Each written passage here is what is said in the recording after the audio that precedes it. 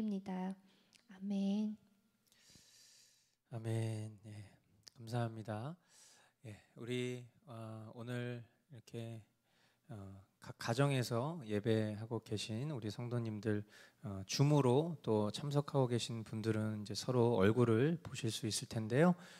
우리 서로 우리 공동체의 사랑의 마음을 담아서 사랑하고 축복합니다 하면서 우리 인사 나누도록 하겠습니다. 사랑하고 축복합니다. 인사 나누겠습니다.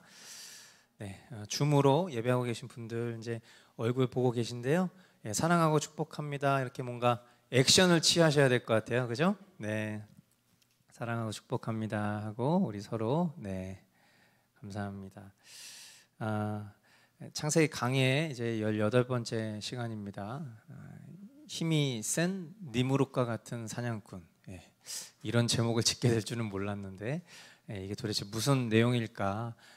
오늘 말씀을 통해서 주님이 우리에게 깨닫게 하시는 은혜가 있기를 원합니다. 창세기 10장 1절부터 12절까지 본문 가지고 말씀 전하도록 하겠습니다. 먼저 1절부터 5절까지 말씀 우리 한 목소리로 같이 읽도록 하겠습니다. 주님의 말씀입니다. 다음은 노아의 아들들의 족보이다. 노아의 아들은 셈과 함과 야벳이다.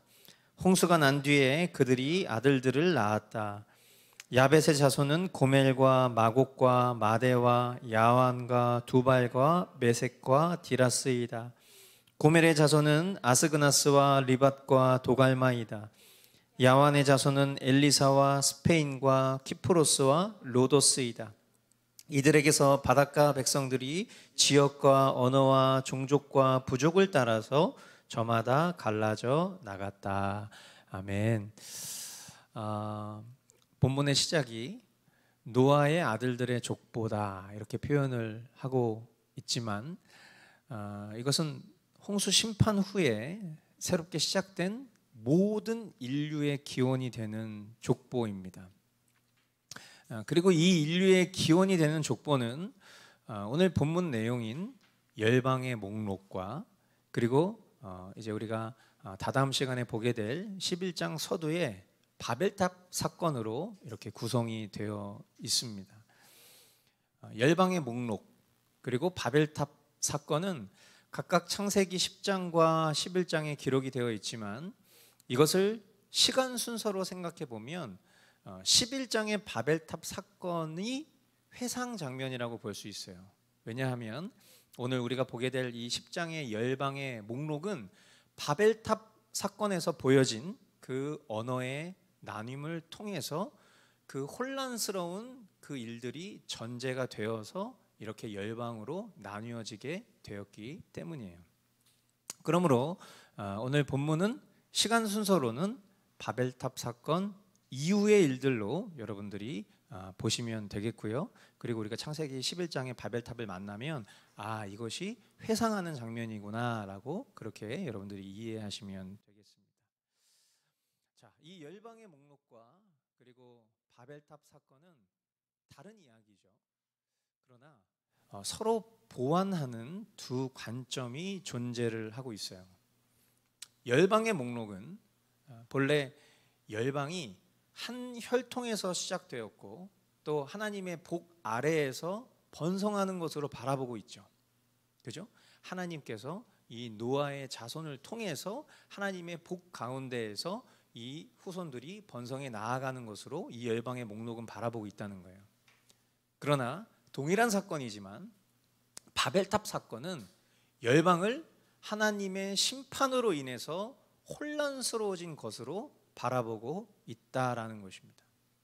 결국 이것을 통해서 우리가 깨달을 수 있는 바는 인류는 우리가 지금 살아가고 있는 이 인류는 그동안 살아왔던 인류는 그리고 앞으로 살아가게 될 인류는 하나님의 복과 심판 사이에서 역사의 주관자이신 그분의 스토리, 우리가 히스토리라고 했을 때 너무나 잘 아는 것처럼 그분의 이야기, 하나님의 이야기로 쓰여지고 있다는 것을, 하나님의 그 복과 심판 사이에서 하나님의 이야기가 쓰여지고 있다는 것을, 하나님의 백성과 하나님의 속하지 않은 자들의 이야기로 쓰여지고 있다는 것을 가르치고 있는 것입니다.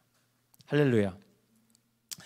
노아의 세 아들들 중에서 야벳의 자손은 성경이 고멜, 마곡, 마대, 야완, 두발, 메색, 디라스 이렇게 거론하고 있습니다. 이 고멜은 제가 이 인종의 처음 그 번성 전에 불렀던 명칭들을 이 고대 언어를 통해서 보면 킴메리아인이라고 부르더라고요. 킴메리아인. 그래서 크메르족 이렇게 부르기도 하는데 이 고멜은 이 킴메리아인의 조상이 되는 것이죠. 그래서 지금 우리가 살아가고 있는 지도로 보면 터키 북부에 거주하고 있었던 인물들이에요. 그러니까 우리가 이제 지도를 좀 같이 보면서 이야기할 텐데 영어로 된 지도를 같이 한번 좀 보시겠어요?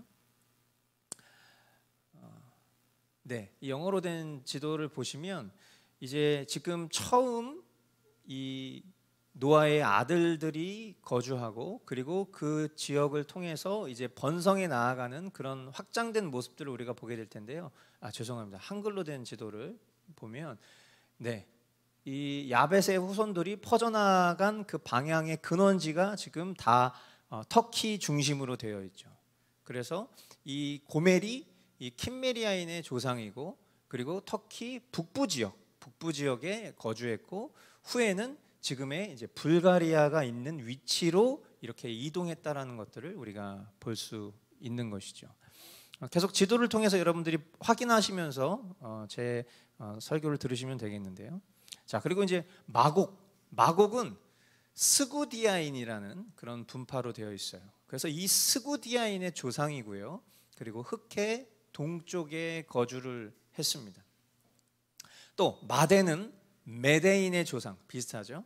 그래서 이 메데인의 조상이고 카스피의 남부, 그러니까 지금의 이란, 저기 보시면 파란색 화살표 방향 그 서두에 보면 이란 쪽이죠. 지금의 그 이란 지역에 이제 마대가 메데인의 조상이 돼서 거주하고 또 그렇게 번성해 나아갔다라는 것들을 여러분들이 보실 수 있겠고요.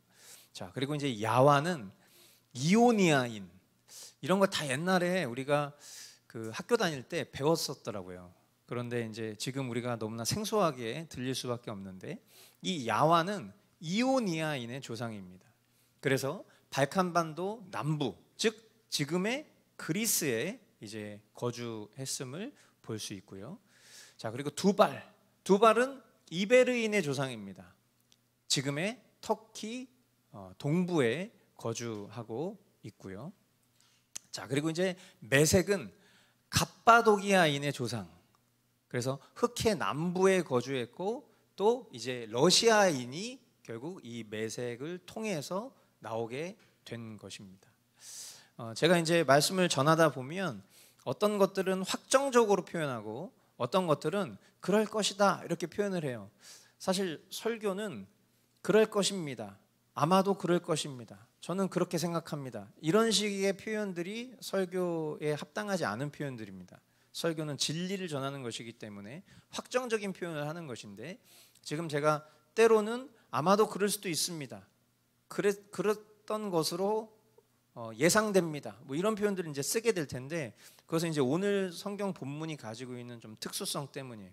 왜냐하면 족보를 이야기하고 있고 그 족보가 우리 인류의 기원인데 그 족보의 시작이 되는 그 인물들이 역사적 고증을 통해서 확인이 된 것은 이렇게 뭐 러시아인이 여기서 나왔다, 메색은 갑비도기아인의 조상인데 러시아인이 여기서 나왔다 이렇게 확정적으로 확인이 된 것들은 이야기할 수 있지만 조금 문헌 자료가 부족하거나 계속 논란이 있는 것들은 좀 유추하면서 이야기할 수밖에 없기 때문에 그 점을 여러분들이 좀 이해하시면서 들으시면 좋겠어요. 자, 이 디라스는 아마도 드라키아인의 조상 이렇게 많은 사람들이 보고 있습니다. 그래서 소아시아 서북부에 거주하였습니다. 이제 고멜의 아들이 등장합니다. 고멜의 아들은 아스그나스 또 리밧 도갈마였는데 이 아스그나스는 소아시아의 북부, 그러니까 본도와 비두니아 지역에 거주했음을 확인할 수 있고요. 그리고 이제 그곳의 호수와 항구는 아스카니어스라고 불리고 또 리밧도 같은 지역에 거주를 했습니다. 도갈마, 이름이 굉장히 좀 독특하죠. 뭔가 아시아틱한 느낌이 드는데 이 도갈마는 소아시아 중앙의 부르기아와 갈라디아 지역이나 또 이 아르메니아 지역에 거주하였던 것으로 많은 사람들이 유추하고 있어요. 자, 그리고 이제 야완의 아들에 대해서 이야기하고 있는데 여기서 이제 굉장히 현대적인 그런 표현들이 등장합니다.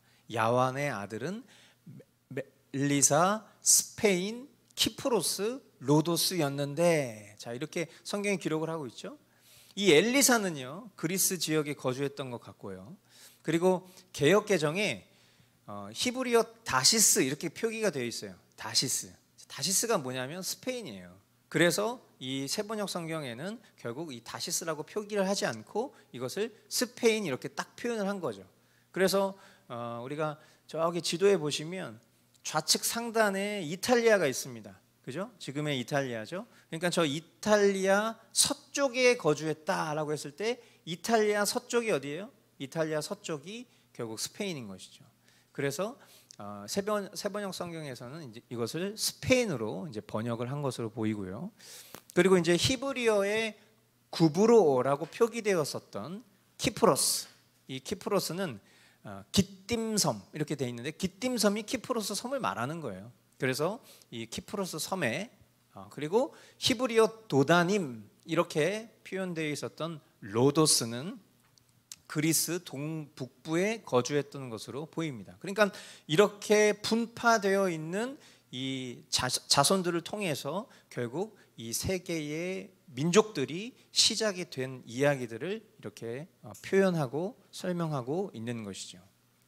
자, 근데 여기서 우리가 조금 한 가지 주목해 봐야 될 것이 있어요. 그것이 뭐냐면 5절에 보면 언어라는 단어가 나와요. 언어.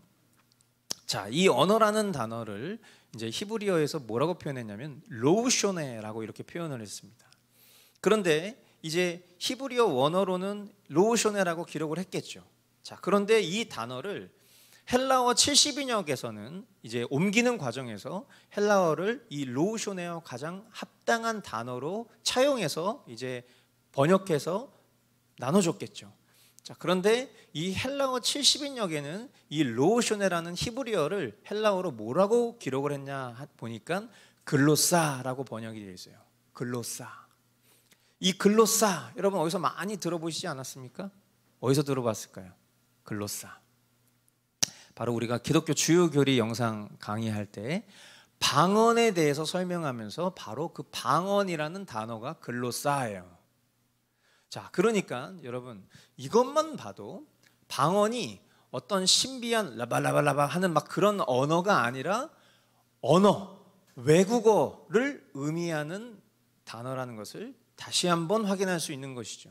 그러니까 우리가 다음 시간에 보게 될 이 창세기 11장의 그 언어의 혼란을 통해서 각 지역의 언어로 나뉘어졌고 그리고 그 나뉘어진 그 언어가 오순절 성령의 임재를 통하여서 모든 족속이 하나님의 놀라운 역사를 확인하는 그 장면에서 통합이 되는 과정에서 각기 다 다른 언어이지만 그 언어가 동일한 이야기를 하고 있고 그 언어는 어떤 신비한 음성의 음가를 가지고 있는 새로운 말이 아니라 그것은 지역적 언어를 하나의 뜻으로 이해할 수 있는 신비한 사건이라는 거예요.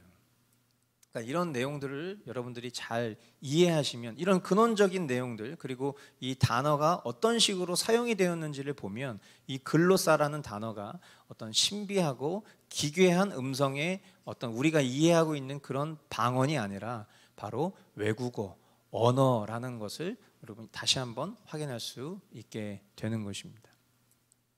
자, 그래서 결국 이제 우리가 5절까지의 이 내용을 요약하면 이러한 언어와 지역 그리고 종족과 부족을 따라서 야벳의 자손들은 처음에 소아시아 즉 오늘날의 터키 북부 지역에 거주했었고 그리고 후에 북쪽과 또 서쪽 오늘날의 유럽 지역으로 퍼져나가게 된 그 시초가 되었다라는 것을 우리가 볼 수 있는 거죠. 그러니까 오늘날 이제 우리가 지금 우리가 살고 있는 시점으로 보면 유럽 지역의 조상이 바로 이 야벳의 아들들이다라고 보시면 되겠습니다.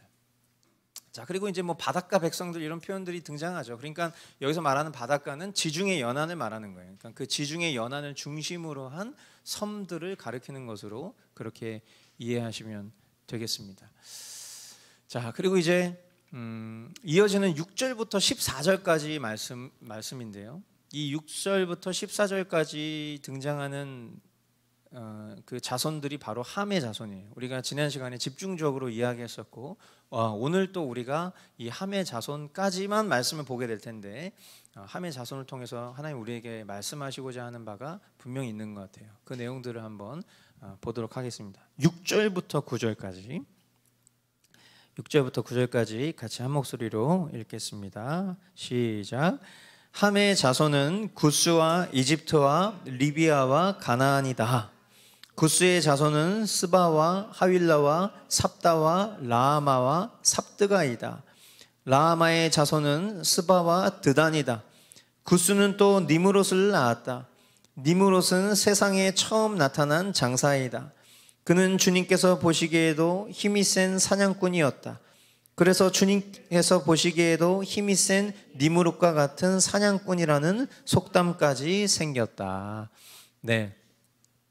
자, 우리가 잘 아는 바대로 이제 가나안의 조상 바로 함이죠. 이 함의 자손들을 나열하면서 구스, 이집트, 리비아, 가나안 이렇게 표현을 하고 있어요. 자, 이 구스는 이집트 남쪽 지역인 아라비아 서부에 거주를 합니다. 이것도 이제 지도를 통해서 여러분들이 좀 확인해 보시면 되겠어요. 자, 그러니까 그 아라비아 반도 쪽을 기점으로 해서 방금 전에 드린 바대로 서부에 이렇게 거주하고 있는 것이죠. 빨간색으로 표현되는 것이 이제 함의 자손입니다. 개역 개정에 보면 이제 미스라임 이렇게 표기되어 있는데 그것이 이제 세번역 성경에서는 확정적으로 이집트 이렇게 표현이 된 거예요. 그러니까 이집트의 선조 그것이 바로 이제 구스인 것이죠. 그래서 지금의 이집트 또 개역 개정에는 붓이라고 표기된 리비아 이것은 전승에 따라서 아프리카 북쪽 즉 지금의 리비아로 이제 밝혀지게 된 것이고요. 거기에 실제 붓이라는 강이 있었습니다. 그리고 이제 가나안 이 가나안은 팔레스타인 곧 이 가나안 땅에 거주를 하였던 것입니다. 그 이제 구스의 자손들에 대해서 또 이야기합니다. 구스의 자손은 스바, 하윌라, 또 삽다, 또 라마, 삽드가 이렇게 기록을 하고 있는데 이 스바는 아라비아의 이 홍해 가까이에 거주를 하게 된 것이죠. 저 가운데 보시면 이제 저 아라비아 반도에 지금 사우디 아라비아라고 표기되어 있는 그 좌측으로 아프리카 지역까지 포괄적으로 있는 그 사이에 이제 우리가 잘 아는 홍해가 있죠. 이 스바가 이 아라비아 옆에 저 홍해 가까이에 이제 거주하게 된 것이고요. 영어로 되어 있는 지도를 보시면 이제 그 지도를 참고해서 같이 보시면 네, 저기 보시면 레드시라고 되어 있죠. 그래서 저 레드시가 이제 홍해고 홍해를 확대한 것이 이제 우측 하단에 있는 확장된 지도인데 거기에 이제 그 자손들 저기 보면 하윌라 영어로 써 있어서 여러분들이 좀 찾아보시기가 어려울 수도 있는데 자세히 보시면은 하빌라라고 되어 있는 물음표 하빌라 이렇게 되어 있죠. 저게 이제 하윌라예요. 그래서 이제 저쪽 지역에 거주하였다. 그리고 이제 삽다는 이 아라비아 남부, 그리고 라마는 아라비아 남부와 서부에, 그리고 삽드가는 아라비아 남부에 거주했던 것 같고, 그리고 스바는 아라비아 남부, 드다는 아라비아 서부에 거주했던 것 같습니다. 이제 제가 이제 이런 말씀을 전하게 되면 제가 설교를 준비하면서 굉장히 좀 복잡했어요. 왜냐하면 내가 살고 있는 대한민국의 지리와 어떤 민족의 분포에 대해서도 내가 잘 알지 못하는데 이 성경의 인류의 시초가 되었던 이 족보의 내용들을 오늘날의 지도와 비교해서 이들이 지금 어디의 조상이었던가 이제 이런 것들을 추적하고 확인하는 문헌 자료들을 확인하다 보니까 이게 어떤 설교인가? 이게 어떤 뭐 지리적 어떤 그런 연대를 확인하는 그런 정보 전달인가? 이제 이런 지점에 이렇게 머물게 된 거죠. 그런데 사실 저는 개인적으로 이런 부분들이 우리의 어떤 성경적 지식을 더 해박하게 만들고 그리고 신앙의 유익에 도움이 되는 건 분명하지만 우리가 자칫 이제 이런 내용들에 너무 초점을 맞추고 이 내용들을 너무 심오하게 우리가 보다 보면 정작 실상 원래 이 말씀을 통해서 하나님이 우리에게 말씀하시고 싶었던 것을 간과하고 지나갈 때가 많은 것 같아요. 지금 우리가 이런 내용들을 보고 있는 이유는 성경이 말씀하고 있기 때문인데 성경이 이 말씀을 하고 있는 그 본심은 무엇이냐면 결국 모든 인류의 시작이 노아의 자손으로부터 시작되었고 그것은 그냥 이 성경이 일방적으로 주장하고 있는 내용이 아니라 우리 인류의 역사를 통해서 확정적이었던 우리가 어떤 질이라든지 또 인류라든지 인종이라든지 이런 어떤 교육적인 내용들을 통해서 배웠던 것과 일치되는 그런 팩트적 자료이다.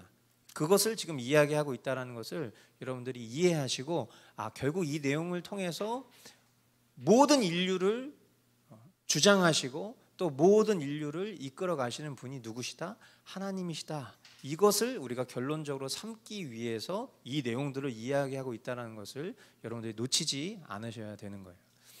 자, 그런데 이제 이런 어떤 연대적 기록과 또 이런 인종적인 기록 그 사이에 꼭 하나님께서는 우리가 꼭 붙잡아야 될 그런 내용들을 주목하게 하시는 대목이 나와요. 자, 여기서 보면 이제 구스가 누구를 낳았다고 표현하고 있냐면 니므롯을 낳았다. 그런데 그냥 어디에 살았다, 어디에 누가 누구의 자손이고 이런 표현들만 나오다가 갑자기 이 니므롯에 대한 이야기를 하면서 그는 세상에 처음 나타난 장사다 이렇게 성경이 기록을 합니다. 그죠? 그러니까 뭔가 지금 어떤 팩트를 기록하고 있다가 갑자기 그 기록 중간에 감정과 해설이 포함되어 있는 문장들이 등장하는 거예요. 자, 그러니까 우리가 오늘 주목해야 될 것은 니므롯이죠. 자, 이 니므롯을 성경이 뭐라고 말하고 있냐면 주님께서 보시기에도 이렇게 표현하고 있어요. 그러니까 주님께서 보시기에도 굉장히 이 니므롯이 힘이 센 그런 사냥꾼이다 이렇게 성경이 기록을 하고 있다는 거예요. 근데 이 말이 얼핏 보면 이 사람 굉장히 힘이 센 사람이구나. 아주 이 사람이 굉장히 주님이 보시기에도 그러니까 주님이 인정하셨다. 뭔가 이 사람 굉장히 탁월한 사람이구나. 이렇게 강조하고 있는 것처럼 보여요. 그런데 사실 이 표현은 굉장히 반어법이에요. 즉, 이 니므롯은 어떤 사람이냐면 주님이 보시기에도 그 주님과 겨루듯이 자기를 높이는 아주 교만한 사람이었다라는 것을 성경이 이렇게 반어적 표현으로 사용하고 있는 것이에요. 놀라운 것은 이 니므롯이라는 그 이름의 뜻 자체가 무슨 뜻이냐면요, 우리는 반역하리라 라는 뜻이에요. 놀랍죠? 이 이름이 가지고 있는 그냥 뜻 자체가 우리는 반역하리라 라는 그런 뜻을 가지고 있다는 거예요. 그러니까 이 니므롯은 단순히 어떤 짐승을 잡는 사냥꾼이 아니에요. 그냥 힘이 세고 짐승을 되게 잘 잡는 그런 사냥꾼의 의미로 성경에 기록한 것이 아니라 사람들과 나라들을 사냥하는, 즉 정복자, 강력한 권력자로 성경이 기록하고 있고요. 역사적으로도 고대 문헌에는 이 니므롯을 그런 인물로 표현하고 있어요. 또한 후대의 유대 전통에 보면 이 니므롯이 어떤 사람이냐면 바로 11장에 등장하는 바벨탑을 건축한 건축자라고 유대 전통에는 밝히기도 한 것입니다. 자, 그러니까 이제 이 내용을 통해서 우리가 이제 니므롯을 주목했을 때 하나님 우리에게 말씀하시고자 하는 바가 무엇일까? 이제 조금씩 우리가 좀 느낄 수 있죠. 이제 이에 대한 이제 내용은 이어지는 말씀을 통해서 우리가 더 상세히 들여다 보겠습니다. 10절부터 12절 말씀 보겠습니다. 10절부터 12절 시작. 그가 다스린 나라의 처음 중심지는 시날 지방 안에 있는 바빌론과 에렉과 악각과 갈레이다. 그는 그 지방을 떠나 아시리아로 가서 니느웨와 르호보딜과 갈라를 세우고 니느웨와 갈라 사이에는 레센을 세웠는데 그것은 아주 큰 성이다. 아멘. 오늘 여기까지만 볼 텐데요. 여기 보면 이 니무롯은 바빌론, 에렉, 악갓, 갈레, 니느웨, 르호보딜, 갈라, 레센 등의 성들을 건축하였다라는 것이죠. 이 바벨론은요, 지금의 이라크의 알힐라 지역이고요. 그리고 에렉은 이 바빌론에서 동남쪽 200km 정도 떨어진 그런 지역이고요. 그리고 악갓은 지금의 이라크의 바그다드 지역입니다. 그러니까 벌써 지금 이 영어로 된 지도를 보시면 이들이 거주하고 있었던, 이들이 이제 그 민족을 내렸던 그 지역 자체가 지금 오늘날 우리가 살아가고 있는 시대로 보면 중동이잖아요. 그러니까 이 지역에서 일어나고 있는 일들, 지금 어떤 영적인 일들, 이런 것들 역사적으로 보면 이것 자체가 굉장히 하나님을 반역하는 어떤 그런 배경이라는 것을 우리가 벌써 이 창세기 10장을 통해서도 엿볼 수 있는 것이죠. 그리고 이 레센은 아주 큰 성이다라고 증거를 하고 있어요. 아시리아, 이제 아시리아가 이제 아수르잖아요. 그랬을 때 이 아시리아와 바빌론의 뿌리가 되는 시날 땅의 그 여러 성들은요, 본래 셈의 후예들에 의해서가 아니고 원래는 함의 후예들에 의해서 건립이 되었는데, 여기서 그가 다스린 나라라는 표현이 등장하죠. 이 그가 다스린 나라라는 표현 자체가 이 니무롯의 나라가 이 옛날 바빌론 제국이라고 불릴 만큼 엄청나게 강력한 패권을 가지고 있었다는 것을 보여주는 거예요. 근데 이 제국의 특징이 어떠냐? 이 제국의 특징이 오늘 본문과 그리고 다음 장 창세기 11장이 암시하는 바와 같이 힘과 교만이었던 거예요. 그러니까 이 니무롯 자체가 가지고 있는 어떤 의미, 이 니무롯이라는 인물이 상징적인 인물이 아니라 실제적 인물인데, 이 인물이 갖고 있는 상징적인 느낌이 뭐냐면 힘과 교만이었던 거예요. 하나님 앞에 대적하는 그 자신을 신뢰하는 힘과 교만. 이제 오늘 우리가 주목해야 될 게 바로 이 부분이에요. 힘과 교만이라고 했을 때 이 힘과 교만은 우리가 결국은 창조주 되신 그 하나님을 신뢰하는 것이 아니라 결국 인간과 더 나아가 자기 자신을 신뢰하는 데서 비롯되는 것이죠. 그리고 우리가 잘 아는 것처럼 그 인간의 힘과 교만은 불완전해요. 그래서 결국 이 불의한 인간의 힘과 교만은요, 그릇된 폭력과 악과 압제의 사회로 번지게 됩니다. 그런데 뭔가 그것으로 완성이 될 것 같지만 결국 그 끝은 역사가 증명하듯 부패하면서 결국 멸망하고 마는 것이죠. 만약에 정말 유대 문헌이 사실이라서 니무롯이 바벨탑을 쌓는 것을 주도한 인물이 맞았다면, 그들이 그렇게 높은 탑을 쌓으면서 그들이 가지고 있는 힘과 교만이라는 것을 통해서 단합을 추구했겠지만, 하나님께서는 그들의 언어를 혼잡하게 하시고 결국 그들의 꿈은 실패하고 뿔뿔이 흩어지지 않았습니까? 사랑하는 성도 여러분, 오늘 우리는 이 야벳의 자손의 목록, 그리고 특별히 함의 자손의 이 번창과 몰락을 읽었어요.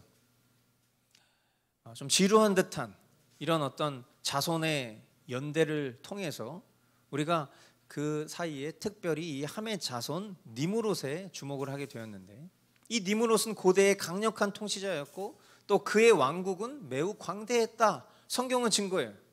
그러나 그 왕국은 결국에는 우리가 잘 아는 바와 같이 역사상으로 완전히 멸망하고 맙니다. 그 이유가 뭐예요?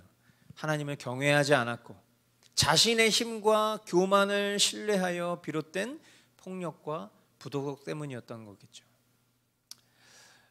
우리가 지금 살아가고 있는 마지막 때에도 이러한 시대적인 모습은 점점 심화되어서 우리 세대에 드러날 거예요. 또한 현대판 니무롯과 같은 그런 인물들, 그리고 적그리스도의 출현을 성경은 예언하고 있습니다. 그러나 동시에 적그리스도와 그의 나라는 예수 그리스도의 재림으로 멸망할 것 또한 성경은 예언하고 있습니다. 이러한 말씀에 대한 지식은 오늘 이 설교를 통해서 우리에게 다시 한번 들려지고 있고요. 이 설교를 통해서 우리에게 깨닫게 되는 바는 결국 우리가 어느 편에 서서 어떤 태도로 이 세상을 살아야 할지를 깨닫게 해주는 것입니다. 머릿속의 지식으로는 우리가 다 알아요. 그러나 실제 삶에서 내가 신뢰하여 움직이는 그 방향이 어디를 향해 있는가? 내가 정말 하나님을 경외하며 하나님의 말씀 속에 순종하며 그 하나님의 말씀을 따라 그 길을 걸어가고 있는가? 내가 알고 있는 지식대로. 아니면 이 니무롯과 후예들처럼 훨씬 그 전으로 돌아가면 가인처럼 과연 나의 힘과 어떤 나의 능력을 신뢰하며 혹은 내 주변에 있는 어떤 사람들의 권력에 기대어서 그 길로 향해 가고 있는가? 우리가 어디를 향해 가야 되는지를 우리에게 보게 만들어주는 것이죠. 하나님의 주도적 섭리 속에 이 세상 인류는 지금 2020년을 살아가고 있어요. 하나님의 나라적 개념은요, 이제 상실된 지 오래입니다. 사람들은요, 오늘만 살고 죽어도 여한이 없을 만큼 죄와 쾌락을 사랑해요. 권력자들은요, 자신들만의 세상을 만들기 위해서 음모를 꾸미는데 사람들은 그 음모를 음모론이라고 부르고 어둠의 일에 무지를 표합니다. 우리가 오늘 말씀을 통해서도 보는 바와 같이 성경은 예나 지금이나 하나님의 뜻에 대적하는 이들의 동일한 모습을 우리에게 가르쳐주고 있어요. 그리고 우리가 가진 생각과 이 세상을 대하는 태도로부터 속히 벗어나 주님의 마음으로 영혼을 바라보며 준비하기를 원하고 계십니다. 하나님을 대적해서 겨루는 자가 아니라 하나님께 속해서 하나님의 뜻을 쫓아 살아가는 그런 성도로 살아가기를 주님은 우리에게 원하신다는 거예요. 우리가 얼굴과 얼굴을 마주보면서 예배할 수 없는 이 어려운 현실 속에서도 우리를 향한 주님의 뜻을 우리가 재빨리 깨닫고 회개하는 은혜가 우리가 붙잡아야 될 그런 하나님의 은혜인 줄 믿습니다. 여러분, 저는 사실 오늘 이 본문을 건너뛰려고 그랬어요. 왜냐하면 이 내용들을 계속 나열하고 지도를 살펴보는 것은 설교와 맞지 않고 이것은 강의적 접근이 낫겠다라는 이런 생각을 했지만 오늘 이 본문 속에서 주님이 제게 이 니무롯을 붙잡게 하셨을 때 공교롭게도 우리가 지금 함께 이렇게 현장에서 예배하지 못하는 현실 속에서 또 시대적으로는 코로나 바이러스 가운데 또 국가적으로는 방역 조치 4단계를 우리가 살아가고 있어요. 근데 이 4단계를 살아가고 있는 지금 이 시점에서 뉴스를 보잖아요. 그러면 사람들이 어떤 반응과 태도를 보이는지를 보면 굉장히 부각되는 여러 가지 뉴스의 공통점들이 있습니다. 스포츠 뉴스를 보면은요, 프로야구가 중단됐어요. 근데 프로야구가 중단된 이유가 뭔지 아십니까? 선수들이 방역 수칙을 어기고 몰래 밤에 나가서 여자를 만나고 지인을 만나고 그 사람들이 코로나에 걸렸고 이 사람이 이 사람을 만났고 이 사람이 이 사람을 만났고 이 사람이 이 사람을 만났고 그들이 즐기다가 이런 일들이 생겼고 그래서 프로야구가 중단되는 거예요. 우리나라 안에서도 서울 경기 지역은 4단계죠. 그런데 다른 지역들은 1단계인 지역도 있고 2단계인 지역도 있어요. 그런데 지금이 공교롭게 피서철입니다. 그럼 사람들이 코로나에 걸렸으니까 이제 좀 조심해야지, 그냥 이번 여름 그냥 피서 없이 집에서 지내야 되겠구나 이렇게 생각하는 것이 아니라 어디가 1단계래 어디가 2단계래 거기 명소가 뭐가 있어, 그런데 사람들이 놀러 다니는 거예요. 그러니까 당연히 거기에 사람이 몰리니까 그 지역의 방역 수칙이 높아져야 되는데 당연히 높아지지 않죠. 그러니까 그 지역에 또 막 확진자들이 확산되고 있어요. 그런데 그 속에 하나님께 속하지 않은 사람들만 있겠습니까? 이렇게 비대면으로 예배하고 있는 이 기회를 맞이하여 우리 피서지에서 하나님 예배할 수도 있는 거니까 그렇게 하면서 사람들이 많이 놀러 다닐 거 아니에요. 신자라고 부르는 사람들도 말이에요.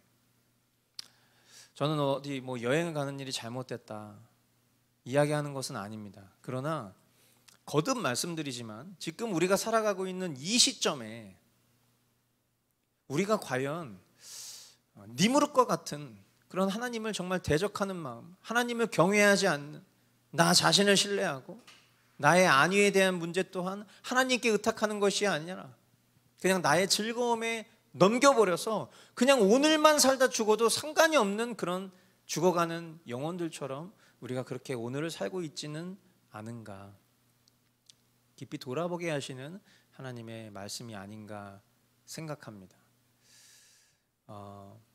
오늘 이 말씀을 통해서 우리 공동체에게 주신 그 말씀 다시 한번 우리가 우리의 심령 가운데 붙잡고 또 우리 각 사람에게 주님이 이 말씀을 통해서 특별히 이 니무롯을 통해서 우리에게 조명하시는 그 각자에게 주시는 마음을 따라서 우리 오늘도 그 마음으로부터 돌이켜 주님을 향해서 더욱 전심으로 향해 나아가는 그런 거룩한 회개의 열망이 우리 모든 성도들에게 임할 수 있기를 주님의 이름으로 축원드립니다. 기도하시겠습니다. 사랑하는 주님,